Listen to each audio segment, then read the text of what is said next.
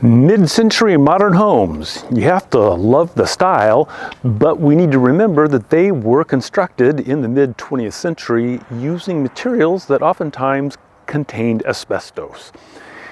We would like to update the flooring in this home that we've owned for 20 years, and there is tile underneath some of the carpeting that we would like to take out, but I need to find out if there's asbestos in there because that's going to complicate everything. So I got one of those little home test kits. I'm going to get some samples and send it off to the lab. So let's go take a look on how you do that. This home was built in 1968, and we've been told that many building materials before 1980 potentially contained asbestos. So this is the original tile floor in the laundry room, and guidance has been that if you're not going to disturb those products that may contain asbestos, then you don't have to worry about it. And we don't want to change anything in here. We don't need to. The floor works great. We do have some bedrooms that are carpeted, and that's where we want to put in, you know, like a laminate, and we need a nice smooth underlayment to do that. But there is tile underneath the carpeting, and that's what we need to find out if we have to take up that tile, and if so, if it contains asbestos, and then how much that may cost. We do have the original designs, the drawings for the house constructed in 1968. And it, you know, outlines a lot of the building materials, where tile would be, where it would just be bare concrete. But it doesn't give any of the building material manufacturers, and it doesn't have a little asterisk of, oh, this product contains asbestos. So what I have done is I got one of those little home test kits, and you take some samples and you send it off to the lab, and they're going to tell me whether some of the samples have asbestos or not. So that's the next step. All right, so I've got my gloves and my hazmat, hazardous stuff. Pulling back the carpet so you can see the tile. Now they say they want a 2x2 piece to do. So I'll just, oops, there's.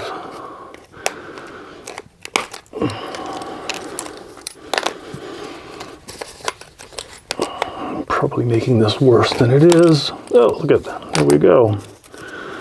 And so, and it has some of the glue on the back of it. They say the glue or the mastic, or whatever you want to call it, can contain some asbestos as well. So I'm going to put this in their little baggie and mark it exercise room. Actually, the cats just sleep in here most of the time, but okay. Done. Okay, so I'll take a second sample from the office area, the office room. This isn't cracked as bad. You can see, you know, they put the tack strip in for the carpeting, and of course that busts up a lot of the tile. And so I guess maybe they were exposed to asbestos at some point in time. You can see it's just all kind of, there's lots of dust in there. So I'll pull this back a little bit. This stuff breaks pretty easily. It's not very thick, but I guess it worked.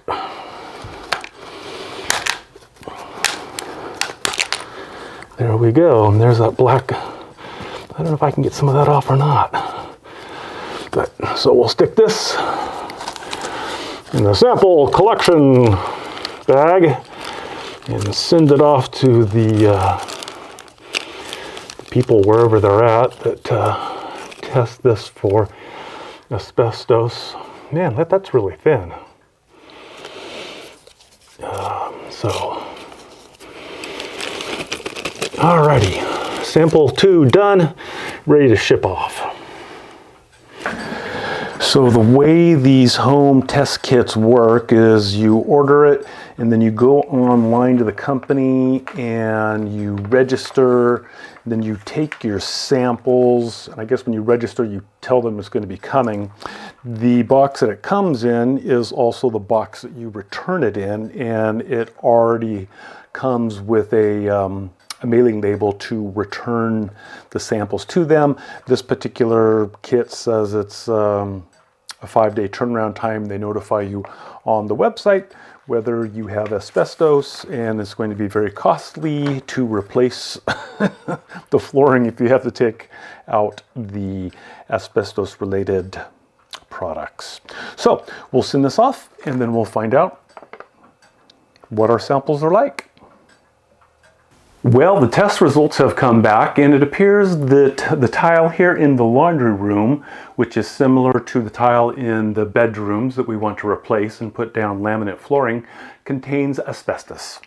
The report says that this tile here contains 2% chrysotile, which I guess is a form of asbestos, and the EPA considers anything above 1% to be hazardous.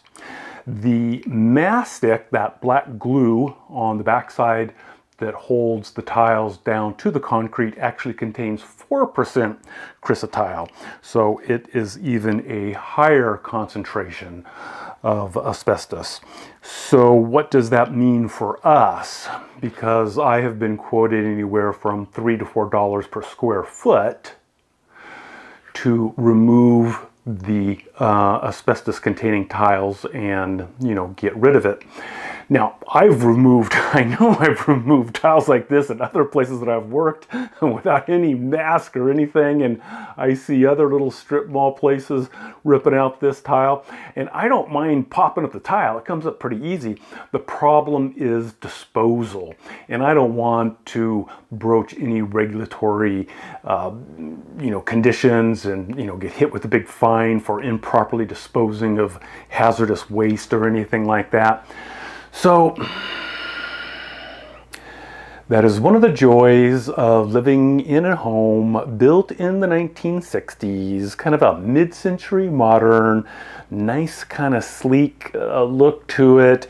Easy to clean, they say, but when you go to change something, that's one of the downsides, is you don't know what you're working with. Might be a hazardous product of some sort. So maybe we'll just go back with carpeting. I don't know. That will be a decision that we'll have to think about it, because I really don't know if I just want to spend that money to remove this tile. So hopefully you have better luck. So for this mid-century modern home and updating it, I'm Kevin Canals.